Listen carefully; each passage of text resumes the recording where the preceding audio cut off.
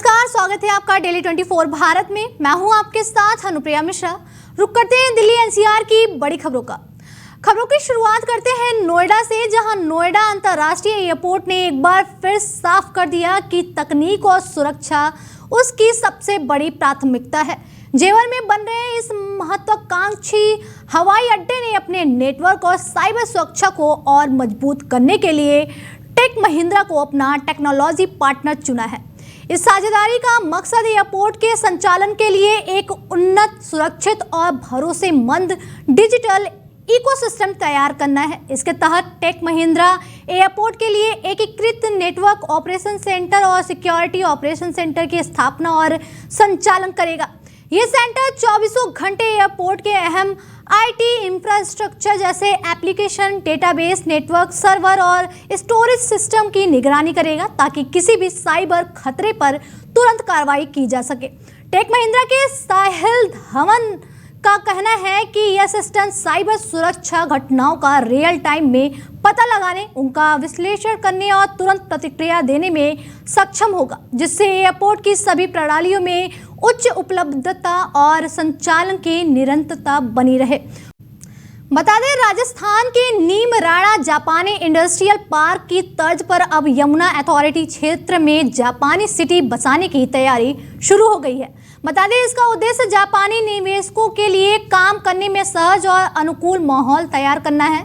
Yamuna authority के CEO के नेतृत्व में एक प्रतिनिधि मंडल ने नीम राणा का दौरा किया, जहां अधिकारियों ने जापानी इंडस्ट्रियल पार्क में हुए विकास कार्यों को करीब से देखा और वहां मौजूद सुविधाओं की जानकारी ली। अधिकारियों को बताया गया कि नीम राणा में विकसित 1162 एकड़ के इस जोन में केवल उद्योग ही नहीं, बल्कि निवेशकों और कर्मचारियों की आवासीय जरूरतों को भी ध्यान में रखकर प्लॉट विकसित किए गए हैं। इसी मॉडल को अपनाते हुए यमुना सिटी के सेक्टर 4A में जापानी सिटी प्रस्तावित की गई है, जहां उद्योग, आवास और जरूरी बुनियादी सुविधाएं एक ही परिसर में उपलब्ध होगी। राजस्थान राज्य औद्योगिक विकास एवं निवेश निगम के अधिकारियों ने यमुना अथॉरिटी के अफसरों को विकास से जुड़ी विस्तृत जानकारी दी। माना जा रहा है कि इस पहल से यमुना क्षेत्र में विदेशी निवेश को नई रफ्तार मिलेगी और रोजगार के नए अवसर पैदा होंगे। वहीं ग्रेटर नोएडा में घरे कोहने के चलते यमुना एक्सप्रेसवे एक बार फिर हादसों का गवाह बना है। कोहरे की वजह से दृश्यता बेहद कम होने के कारण लगातार सड़क दुर्घटनाएं हो रही। ताजा जानकारी के मुताबिक 2 अलग अलग सड़क हादसों में एक महिला समेत 3 लोगों की मौके पर ही मौत हो गई, जिससे पूरे इलाके में सनसनी फैल गई। बताया जा रहा है कि यमुना एक्सप्रेसवे पर एक मोटरसाइकिल को अज्ञात वाहन ने जोरदार टक्कर मार दी। यह हादसा ग्रेटर नोएडा के जेवर थाना क्षेत्र में हुआ। घटनास्थल पर पहुंची पुलिस ने शव को कब्जे में लेकर पोस्टमार्टम के लिए भेज दिया और मामले की जांच शुरू कर दी गई है। फिलहाल घने कोहरे के चलते एक्सप्रेसवे पर हादसों का खतरा बना हुआ है। पुलिस ने वाहन चालकों से अपील की है कि वे सावधानी बरतें और धीमी गति से वाहन चलाएं और फॉग लाइट का इस्तेमाल जरूर करें। अगली खबर मुजफ्फरनगर से है, जहां प्रदूषण के खिलाफ एक अनोखा और प्रतीकात्मक प्रदर्शन देखने को मिला। हवा में घुले जहर और बढ़ते प्रदूषण के विरोध में सामाजिक कार्यकर्ता विजय हिंदुस्तानी ने जिला कलेक्ट्रेट परिसर में अलग अंदाज में अपना विरोध दर्ज कराया। प्रदर्शन के दौरान विजय हिंदुस्तानी ने शरीर पर बेड़ियां डालकर और ऑक्सीजन मास्क लगाकर सरकार और प्रशासन का ध्यान प्रदूषण की गंभीर समस्याओं की ओर खींचने की कोशिश की। उनका कहना है कि जनपद की फैक्ट्रियां धुएं के साथ जहर उगल रही और बाहर से लाए गए कचरे को भी फैक्ट्रियों में जलाया जा रहा।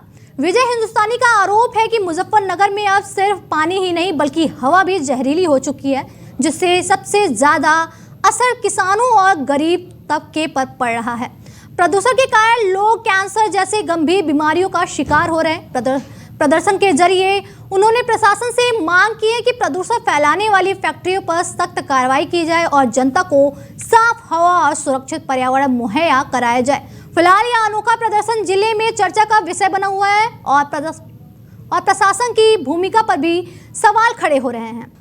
वहीं बांग्लादेश में हिंदू अल्पसंख्यकों पर हो रहे अत्याचार को लेकर अब भारत में भी विरोध तेज होता नजर आ रहा।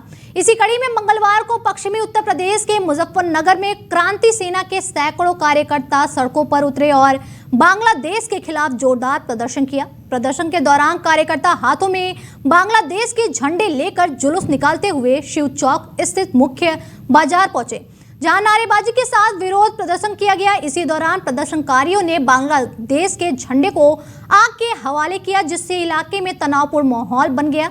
क्रांति सेना के कार्यकर्ताओं ने प्रधानमंत्री से अपील की है कि बांग्लादेश सरकार से बातचीत कर वहां हिंदुओं पर हो रहे कथित अत्याचारों को तुरंत रुकवाया जाए। प्रदर्शनकारियों का कहना है कि यदि ऐसा नहीं हुआ तो देश भर के हिंदू संगठन एकजुट होकर अपना विरोध और तेज करेंगे। बता दें, क्रांति सेना की महिला मोर्चा जिला अध्यक्ष पूनम चौधरी ने बांग्लादेश में हो रही घटनाओं की कड़ी निंदा की और केंद्र सरकार से सख्त कदम उठाने की मांग की है। उन्होंने कहा है कि संगठन के वरिष्ठ पदाधिकारी भी इस प्रदर्शन में मौजूद रहे और सभी ने एक सुर में अत्याचार रोकने की मांग की है। फिलहाल ये प्रदर्शन जिले में चर्चा का विषय बना हुआ है। प्रशासन की ओर से हालात पर नजर रखी जा रही, वहीं पूरे मामले में शांति और कानून व्यवस्था बनाए रखने की अपील भी की गई है। मैं पूनम चौधरी, जिला अध्यक्ष महिला मोर्चा क्रांति सेना से। मेरे साथ मुकेश त्यागी, जिला अध्यक्ष क्रांति सेना, जिला उपाध्यक्ष और हमारी सभी वरिष्ठ पदाधिकारी यहाँ पर मौजूद है। आज जिस तरह से आप लोगों ने झंडा बोलते देश का होगा कि झंडा फूंक रहे हैं आप, आज हमने बांग्लादेश के प्रधानमंत्री और बांग्लादेश का झंडा हमने यहाँ पर फूंका है।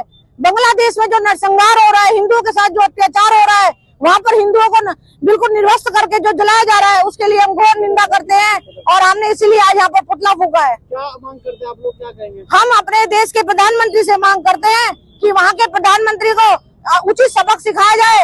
अगर वो उचित सबक नहीं सिखाते तो सारे हिंदू संगठन एक होकर बांग्लादेश में जाकर उसी का प्रधानमंत्री का भी पुतला फूंक सकते हैं।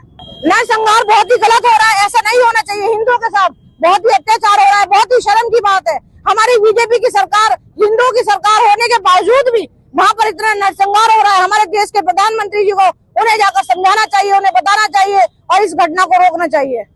अगर आप लोगों को जाने का मौका दे तो आप लोग जाएंगे बांग्लादेश? सारे पहुंच जाएंगे हिंदू संगठन, एक एक को ऐसे ही नरसंहार करके काट डालेंगे। वहीं नोएडा के भंगेल एलिवेटेड रोड को लेकर व्यापारियों का गुस्सा सड़क पर फूट पड़ा। नोएडा स्थित व्यापारी मंडल एसोसिएशन के पदाधिकारियों और सैकड़ों व्यापारियों ने भंगेल एलिवेटेड रोड को जाम कर जोरदार विरोध प्रदर्शन किया। जानकारी के मुताबिक 200 से ज्यादा व्यापारी बीच सड़क पर धरने पर बैठ गए, जिसके चलते एलिवेटेड रोड पर लंबा जाम लग गया और राहगीरों को भारी परेशानियों का सामना करना पड़ा। व्यापारियों का आरोप है कि भंगेल एलिवेटेड रोड से भंगेल मार्केट के लिए रास्ता नहीं खोला जा रहा, जिसकी वजह से पूरे इलाके का व्यापार पूरी तरह ठप हो गया है। दुकानदारों का कहना है कि ग्राहक बाजार तक नहीं पहुंच पा रहे, जिससे रोजगार पर सीधा असर पड़ रहा है। प्रदर्शन कर रहे व्यापारियों ने नोएडा प्राधिकरण और पुलिस के रवैये पर नाराजगी जताई और मांग की जल्द से जल्द भंगेल मार्केट के लिए रास्ता खोला जाए। मामला थाना फेज 2 क्षेत्र का है। फिलहाल मौके पर पुलिस बल तैनात है और अधिकारियों द्वारा व्यापारियों को समझाने की कोशिश की जा रही है ताकि यातायात सामान्य कराया जा सके। बता दें, दिल्ली एनसीआर में प्रदूषण आज भी खतरनाक स्तर पर बना हुआ है। ठंड के साथ साथ अब लोगों को प्रदूषण की दोहरी मार झेलनी पड़ रही है। नोएडा और ग्रेटर नोएडा में आज AQI 370 दर्ज किया गया, जो कि बेहद खराब श्रेणी में आता है। खराब हवा की वजह से बुजुर्गों, बच्चों और सांस के मरीजों को खास तौर पर सतर्क रहने की सलाह दी गई है। हालांकि आज घने कोहरे से लोगों को थोड़ी राहत जरूर मिली। सुबह के समय मौसम में बदलाव देखने को मिला और खिलखिलाती धूप नजर आई, जिससे तापमान में हल्का सुधार महसूस किया गया। मौसम में बदलाव के बावजूद विशेषज्ञों का कहना है कि प्रदूषण का स्तर अब भी चिंता का विषय बना हुआ है और बिना जरूरी काम के बाहर निकलने से बचने की सलाह दी जा रही है। वहीं क्रिसमस और नए साल के जश्न को लेकर गौतम बुद्ध नगर में आबकारी विभाग अलर्ट मोड में आ गया है। त्योहारों के दौरान शराब की बिक्री और अवैध गतिविधियों पर लगाम लगाने के लिए विशेष चेकिंग अभियान चलाया जाएगा। जानकारी के मुताबिक आबकारी विभाग, पुलिस और जिला प्रशासन की संयुक्त टीमें जिले भर में लगातार निगरानी रखेगी। सभी शराब की दुकानें निर्धारित नियमों और तय समय के अनुसार ही खोली जाएगी। प्रशासन ने साफ कर दिया कि ओवर रेटिंग, बिना लाइसेंस शराब बिक्री और अवैध शराब तस्करी पर सख्त कार्रवाई की जाएगी, जिसके साथ ही hotel, restaurant, club, farm house और निजी पार्टियों पर भी विशेष नजर रखी जाएगी। जिला आबकारी अधिकारी सुबोध कुमार ने बताया कि निजी पार्टियों में शराब परोसने के लिए लाइसेंस अनिवार्य है। बिना लाइसेंस के शराब परोसते पाए जाने पर आयोजकों के खिलाफ कड़ी कार्रवाई की जाएगी। आबकारी और पुलिस की टीमें देर रात तक संयुक्त चेकिंग अभियान चलाएंगी। वहीं प्रशासन ने लोगों से नियमों का पालन करने और किसी भी अवैध गतिविधि की जानकारी तुरंत प्रशासन को देने की अपील की है। नए साल के उपलक्ष्य में हम लोगों ने अपने पूर्व अनुभव से तैयारियां काफ़ी की हैं। इसमें हम लोगों ने 7 टीमों का गठन किया है जो पुलिस और प्रशासन के सहयोग से अपने अपने अधिकारिता क्षेत्र में जितने भी अनुज्ञापन जारी होते हैं उनका निरीक्षण करेंगे, बॉर्डर एरियाज़ को कवर करेंगे और ये सुनिश्चित करेंगे कि किसी भी तरीके की अवैध मदिरा का संचलन ना हो सके और लोग वैध मदिरा का सेवन करते हुए पूरी तरह से सुरक्षित रूप से नए साल का और क्रिसमस को एंजॉय कर सकें। इसके लिए हमारे यहाँ से पार्टीज़ के लिए 1 डे का लाइसेंस जारी किया जाता है जो इस वर्ष की आबकारी नीति में कई कैटेगरीज उसके डेवलप की गई हैं सबकी सुविधा के लिए। इसमें सबसे बड़ी महत्वपूर्ण बात यह है कि किसी को कहीं भी आना जाना नहीं है, वो ऑनलाइन आबकारी विभाग के पोर्टल पे जाके रजिस्ट्रेशन करा के इस लाइसेंस को घर बैठ। वहीं अगली खबर नोएडा से है, जहां भारतीय किसान यूनियन मंच ने आज नोएडा प्राधिकरण के खिलाफ जोरदार प्रदर्शन किया। प्रदर्शन कर रहे किसान यूनियन के कार्यकर्ताओं ने प्राधिकरण का रिसेप्शन बंद करा दिया, जिससे कुछ देर के लिए कामकाज प्रभावित रहा। किसानों का आरोप है कि नोएडा प्राधिकरण के अधिकारी किसान विरोधी नीतियां अपना रहे हैं, जिसके चलते किसान लंबे समय से शोषण और परेशानियों का सामना कर रहे हैं। प्रदर्शनकारियों ने कहा है कि उनकी समस्याओं को लगातार नजरअंदाज किया जा रहा है। प्रदर्शन के दौरान किसी भी अप्रिय स्थिति से निपटने के लिए मौके पर भारी पुलिस बल तैनात किया गया और हालात पर लगातार नजर रखी जा रही है। किसान यूनियन ने साफ शब्दों में चेतावनी दी है कि अगर उनकी मांगों को जल्द पूरा नहीं किया गया तो वे अपने आंदोलन को और तेज करेंगे। फिलहाल प्राधिकरण और प्रशासन की ओर से किसानों को समझाने की कोशिशें जारी है, लेकिन किसान अपनी मांगों पर अड़े हुए नजर आ रहे हैं। वहीं नोएडा के सेक्टर 38 स्थित गार्डन गैलेरिया मॉल के अंदर एक बार और क्लब में जमकर हंगामा और मारपीट की घटना सामने आई है। बताया जा रहा है कि बार के मैनेजर समेत अन्य कर्मचारियों के साथ मारपीट की गई। जानकारी के मुताबिक यह विवाद लोकल बार एंड क्लब में उस वक्त शुरू हुआ जब कंपनी की पार्टी के दौरान मौजूद 2 लोगों की पसंद का गाना नहीं बजाया गया। इसी बात को लेकर कहासुनी हुई जो देखते ही देखते मारपीट में बदल गई। आरोप है कि दोनों युवकों ने क्लब के कर्मचारियों के साथ हाथापाई की और माहौल को तनावपूर्ण बना दिया गया। इस दौरान राजनीतिक पहुंच का हवाला देकर धमकी देने की बात भी सामने आई। घटना के बाद क्लब के मैनेजर ने मामले की FIR दर्ज कराई। पुलिस ने शिकायत के आधार पर जांच शुरू कर दी है। यह पूरा मामला थाना सेक्टर 39 क्षेत्र के अंतर्गत आने वाले गार्डन गैलेरिया मॉल का है। फिलहाल पुलिस CCTV फुटेज खंगाल रही और आगे की कार्रवाई की जा रही है। बता दें, दिल्ली के पर्यावरण मंत्री मनजिंदर सिंह सिरसा ने मंगलवार को प्रेस कॉन्फ्रेंस किया, जिसमें उन्होंने कहा कि GRP के चौथे चरण के तहत प्रतिबंध समाप्त होने के बाद भी दिल्ली सरकार वाहनों के लिए अपनी नो PUC नो फ्यूल नीति जारी रखेगी। सिरसा ने प्रेस कॉन्फ्रेंस करते हुए कहा है कि GRP के चौथे चरण के तहत प्रतिबंधों में ढील दिए जाने के बाद भी वायु प्रदूषण रोधी उपायों का कड़ाई से पालन जारी रहेगा और प्रदूषण नियंत्रण प्रमाण पत्र के बिना किसी भी वाहन को शहर में चलने की अनुमति नहीं दी जाएगी। ई-वेस्ट पार्क जो कि होलंबी कला में निश्चित हुआ था ना, उसका भी आज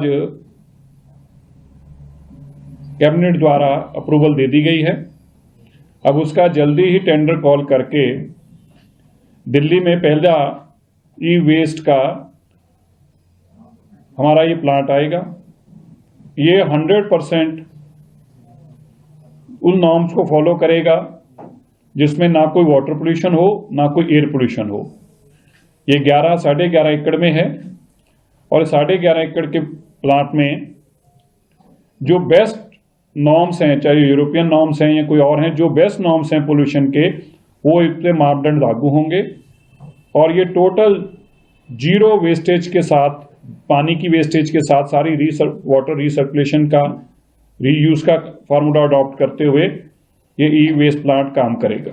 दिल्ली के अंदर तकरीबन 1000 से ज्यादा ऐसी वाटर बॉडीज हैं जिनको रिजुनेट करना है। उसमें से दिल्ली सरकार के पास एमसीडी के साथ मिलाकर लगभग 160 के आसपास हैं, जिसमें 134 खाली दिल्ली सरकार की हैं। फिलहाल इस बुलेटिन में मेरे साथ इतना ही, दीजिए इजाजत, नमस्कार।